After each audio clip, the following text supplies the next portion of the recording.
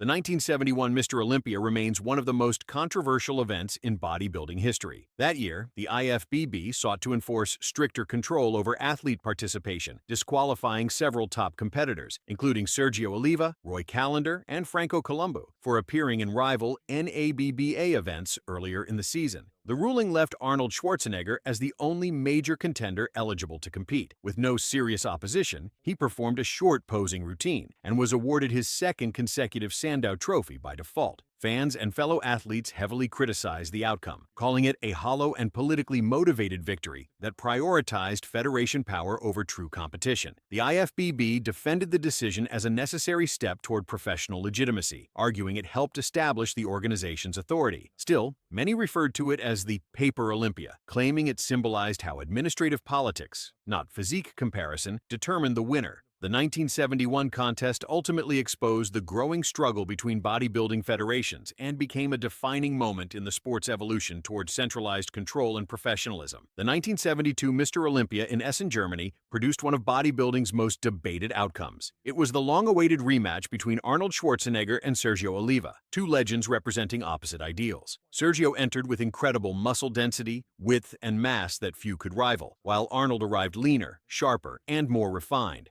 showcasing near-perfect symmetry and definition. 7 judges made the call, with 5 awarding first-place votes to Arnold, giving him his third straight title. Many in attendance, including veteran competitors, argued that Sergio's physique appeared more dominant and complete from several angles. The decision reflected a turning point in bodybuilding philosophy: raw muscle mass and power versus presentation, balance, and stage charisma. Arnold's superior posing, confidence, and audience connection seemed to influence the panel, signaling that artistry and control were becoming just as important as sheer size. The contest's outcome remains one of the most controversial in Olympia history, often cited as the moment the sport began valuing overall presentation and polish over pure physical superiority, forever changing how champions would be judged in the decades to come. The 1980 Mr. Olympia in Sydney, Australia, stands as the most infamous and polarizing contest in bodybuilding history. After 5 years of retirement, Arnold Schwarzenegger made a surprise return to the stage just weeks before the event. Though still impressive, he was lighter, flatter, and noticeably less conditioned than several rivals, including Chris Dickerson, Mike Mentzer,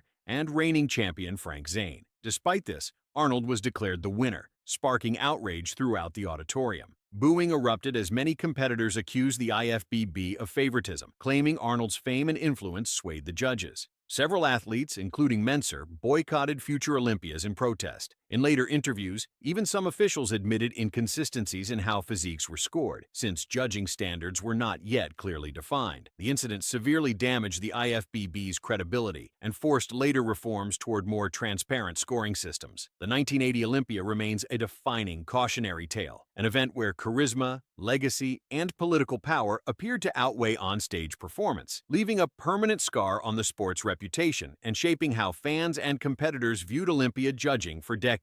The 1981 Mr. Olympia in Columbus, Ohio, is remembered as one of the most controversial decisions in the event's history. Franco Columbu returned to competition after a severe leg injury suffered at the 1977 World's Strongest Man, but the damage was still visible. His thighs lacked size and symmetry compared to his upper body. Despite standing beside far more balanced competitors like Danny Padilla, Tom Platz, and Chris Dickerson, the judges awarded Columbu first place. Many observers were stunned. The crowd reacted with loud boos as the decision was announced. Critics argued the victory stemmed less from physique merit and more from Columbu's reputation and close association with Joe Weider, the contest's promoter. Several analysts noted that Platz's lower body development and Dickerson's symmetry clearly outclassed the champion. The backlash fueled growing distrust in IFBB judging, coming just 1 year after Arnold's disputed 1980 win. The uproar eventually led to rule clarifications emphasizing symmetry, balance, and conditioning. The 1981 Olympia thus became a defining example of how favoritism and politics could overshadow fairness on bodybuilding's biggest stage. By the late 1980s, Lee Haney had already established himself as the dominant champion, but his narrow 1989 and 1990 Olympia wins over Lee Labrada sparked lasting debate. Labrada, standing 5 feet 6 inches, was celebrated for near-perfect symmetry, balance, and graceful posing, an aesthetic masterpiece despite being roughly 40 pounds lighter than Haney. In 1989,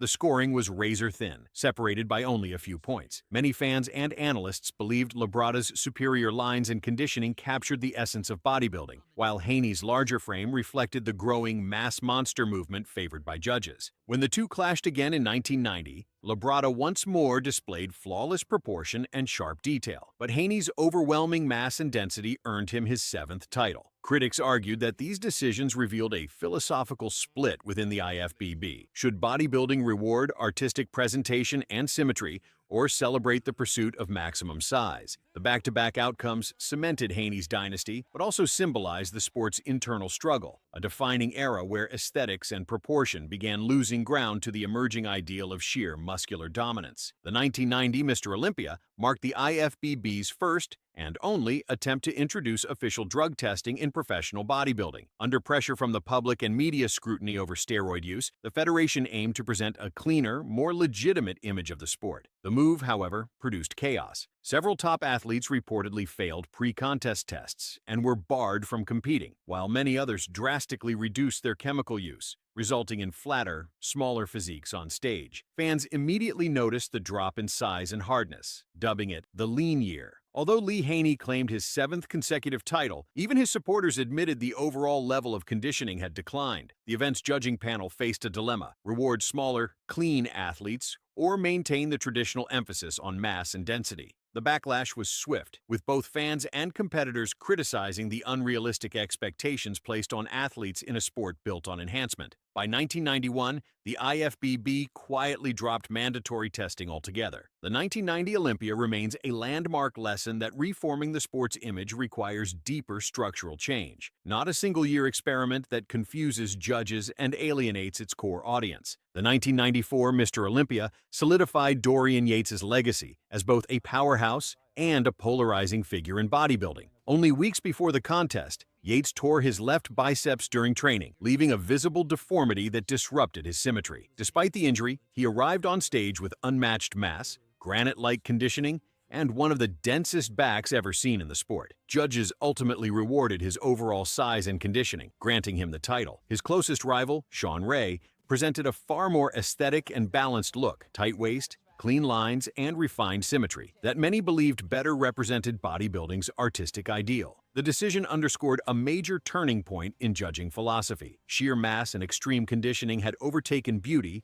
proportion, and flow as the sport's top criteria. While supporters hailed Yates' perseverance and dominance, critics saw the result as a rejection of classical aesthetics. The 1994 Olympia thus marked the official birth of the mass monster era, an evolution that reshaped bodybuilding's identity and divided fans for generations to come. In 1997, Dorian Yates won his 6th consecutive Sandow, but under a storm of controversy. Days before the show, he tore his left triceps during training, leaving an obvious dent in his arm. Despite this, the judges once again awarded him the title over Nasser El Sonbati, who many claimed looked fuller, more symmetrical, and sharper under the lights. The crowd reaction was mixed. Supporters praised Yates' conditioning, while critics accused the IFBB of protecting its reigning champion. Several industry insiders later admitted that Yates' reputation for consistency and professionalism influenced the outcome. The event deepened the ongoing argument about whether judging rewarded name value more than the physique presented that night. For many fans, 1997 symbolized the height of the mass bias era, in which complete physiques like Nasser's were overshadowed by extreme density and vascularity. It remains one of the most disputed Olympias in history and foreshadowed the eventual downfall of Yates' competitive dominance. The 1998 Mr. Olympia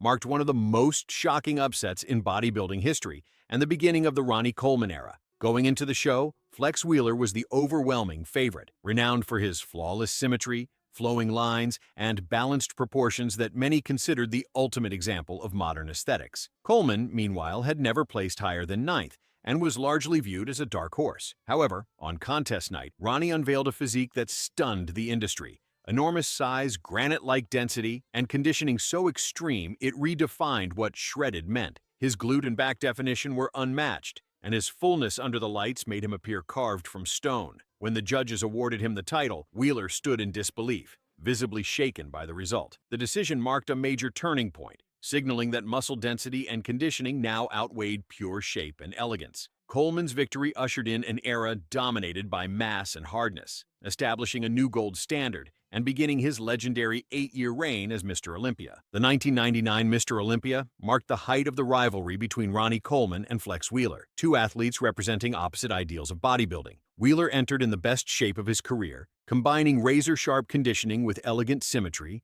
round muscle bellies, and flawless lines that many fans hailed as the perfect balance of size and aesthetics. Coleman, on the other hand, arrived even larger than the year before, thicker, denser, and shockingly hard, but with a physique that had begun to sacrifice flow for sheer power. When the judges once again awarded Coleman the title, the crowd's reaction reflected a deep division in the sport. Supporters viewed Ronnie's mass and conditioning as an evolution of bodybuilding, while critics claimed it marked the death of classic proportion. Wheeler later admitted that the loss was emotionally devastating, believing his look defined what the sport should celebrate. The 1999 Olympia ultimately marked a turning point, solidifying the mass monster era and permanently shifting judging standards toward density, hardness, and size as the benchmarks of professional excellence. The 2001 Mr. Olympia delivered one of the most dramatic and disputed showdowns in bodybuilding history. Jay Cutler arrived in career-best condition, showcasing a razor-tight waist, flawless separation, and perfectly proportioned muscle bellies, an aesthetic balance that challenged the dominance of mass-focused physiques. After the pre-judging, Cutler led the scorecards, seemingly on track to dethrone Ronnie Coleman. Yet overnight,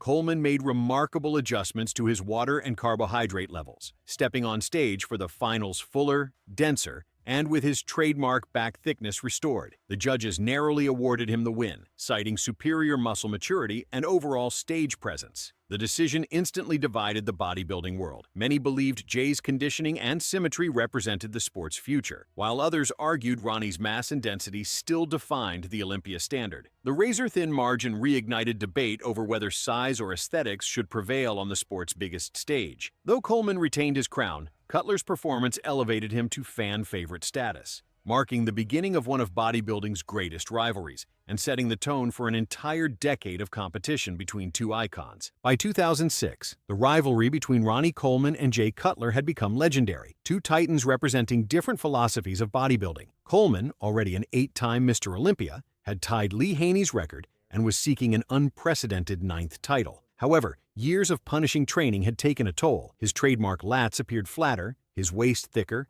and his overall silhouette less dominant than before. Jay Cutler, after years of being runner-up, arrived at his absolute best, dry, full, and perfectly proportioned, with a narrow waist and controlled posing that emphasized balance and flow. When the judges awarded Cutler the unanimous victory, the audience erupted in both applause and shock. For many, it was a deserved changing of the guard. For others, it felt like sentiment finally overcame dominance. Some critics argued Ronnie's superior muscle maturity still embodied the Olympia ideal, while supporters hailed Jay as the future face of a more refined aesthetic era. The 2006 decision ended one of bodybuilding's greatest dynasties and redefined the standard for champions, proving that balance, precision, and timing could finally dethrone brute mass. The 2007 Mr. Olympia was expected to be Jay Cutler's moment of dominance after dethroning Ronnie Coleman a year earlier, but it became one of the sport's most disputed contests. Victor Martinez stepped on stage in career-best condition, showcasing textbook symmetry, deep separation, and a narrower waist that created cleaner lines than Jay's physique. During pre-judging, the battle appeared even, but Martinez's polished flow and tighter presentation had many analysts calling him the frontrunner. By the finals, however, Cutler appeared slightly fuller and heavier, traits that seemed to sway the judges toward size over refinement. When Jay was announced the winner, boos erupted from the audience. Prominent voices like Milos Sarcev and several bodybuilding media outlets argued Martinez was the rightful champion. The controversy reignited the belief that reigning Olympians received a champion's advantage, unless clearly outperformed. Fans demanded measurable scoring standards and more transparency in how physiques were evaluated. The 2007 Olympia ultimately underscored bodybuilding's recurring tension between tradition, subjectivity, and the struggle for truly objective judging. The 2013 Mr. Olympia was defined by one of bodybuilding's most intense rivalries, Phil Heath versus Kai Greene. Both men arrived in elite condition, representing two contrasting ideals of the sport. Kai presented a physique built on classic aesthetics, thick muscle density, dramatic taper, and a raw, grainy fullness that evoked the golden era. His posing was fluid and expressive, captivating the audience with artistry and emotion. Phil, on the other hand, embodied near-perfect proportion and technical precision. His 3D muscle bellies, flawless symmetry, and crisp conditioning made him appear sculpted for judging standards. When the final scores were announced, Heath claimed his third consecutive Sandow, though the margin was closer than expected. Fans and analysts quickly divided. Many believed Kai's overall presence and posing mastery made him the rightful winner, while others defended Heath's unmatched balance. The controversy underscored bodybuilding's subjective nature, how presentation, charisma, and reputation can influence perception as much as muscle itself. The 2013 Olympia ultimately symbolized a transition in judging, where Phil Heath's aesthetic precision became the new benchmark for the modern era. In 2018, Phil Heath entered the Mr. Olympia as a 7-time defending champion, aiming to equal the all-time record of 8 titles. For nearly a decade, Heath's combination of dense muscle, roundness, and flawless proportions had made him untouchable. Yet that year, his reign faced a new kind of challenge. Shawn Rhoden arrived with a physique that many described as the perfect balance between modern muscle and old-school aesthetics: tight waist, flowing symmetry, detailed conditioning, and a calm, confident stage presence. In contrast, Heath appeared slightly off his best, showing signs of midsection bloating and a fatigued look from years of continuous competition. During comparisons, Rhoden's smaller waist and sharper conditioning stood out under the lights. Judges ultimately favored his structure, balance, and overall presentation, ending Heath's 7-year run. Head judge Steve Weinberger later confirmed that Rhoden's control of his midsection and superior shape secured the win. The decision marked a turning point for professional bodybuilding, proof that aesthetic appeal and proportion could once again triumph over sheer size, reshaping expectations for future Olympias. The 2019 Mr. Olympia became one of the most debated contests of the modern era, with reigning champion Shawn Rhoden disqualified amid legal issues and Phil Heath absent. The title was wide open. Brandon Curry, known for his aesthetics and balanced shape, faced off against William Bonac, whose thicker density and grainy conditioning arguably fit the traditional Olympia standard more closely. On stage, Bonac appeared harder and more complete from several angles, while Curry maintained superior lines, flow, and stage charisma. When the judges awarded Curry the Sandow, critics immediately split into 2 camps: those praising the IFBB for rewarding symmetry and overall presentation, and those claiming Bonac had been robbed on conditioning and detail. The controversy stemmed from uncertainty over whether the organization was shifting toward a new, more classic ideal, or simply rewarding a clean, marketable champion during a turbulent transition year. The 2019 Olympia remains a turning point event, symbolizing the IFBB's post-Heath identity crisis and the blurred boundary between aesthetic excellence and complete conditioning. In the 2023 Mr. Olympia 2023, Hadi Choopan entered as the reigning champion and was widely expected to defend his title after his 2022 win. His legs, conditioning, and ripped musculature were lauded by fans and pros alike. Yet Derek Lunsford, transitioning from dominance in the 212 division to his first full open-class title bid, delivered a physique with noticeably tighter waist, even muscle distribution, and exceptional back detail that many believed created a more streamlined, symmetrical overall look. The final comparison placed Lunsford ahead according to the official results, making him the new champion. The decision triggered an immediate reaction. While some celebrated the victory as a return to balance and structure in judging, others raised concerns of predisposition, given Choopan's size, conditioning, and status. Online forums lit up with commentary that the win might indicate a shift in judging emphasis from pure mass and peak condition toward structure, symmetry, and overall presentation. The 2023 outcome thus highlighted the persistent subjectivity of the Olympia judging rubric and reinforced the idea that the ideal physique remains fluid year to year.